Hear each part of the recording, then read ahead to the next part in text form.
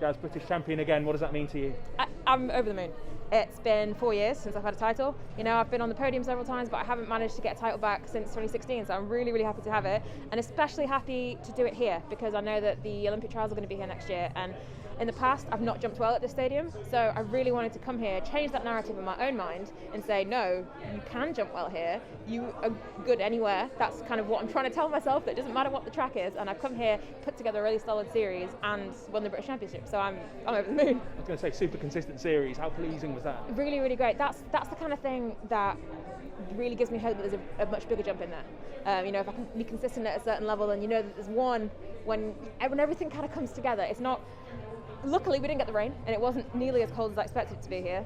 But hopefully, you know, in a circumstance where I got some warmth, a little bit of a crowd. Although we did a great job with the crowd noises, and the crowdies love those.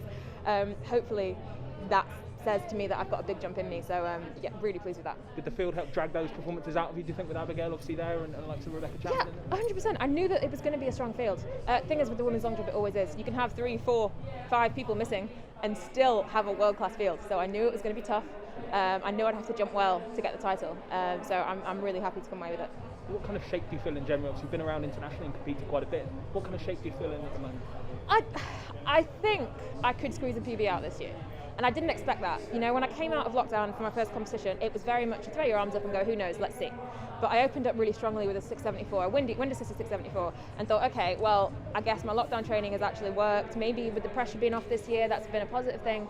And I realised that I was in good shape. And I didn't think I was going to be, but the work that I've done over winter has obviously paid off. The work over lockdown, you know, I stayed consistent with my training as much as I could.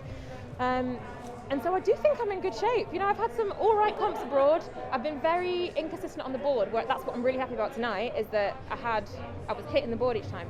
So that's a big thumbs up on that front. I've got 2 more competitions this year, so hopefully I can squeeze a little bit more out of it. Fantastic. And then, you know, as you say, we'll be back here in a year trying to qualify for the Olympics. So what's that motivation in terms of next year? The Olympics is everything. The Olympics is what drives absolutely everything that I do. You know, ever since Rio finished, I was like, cool, Tokyo.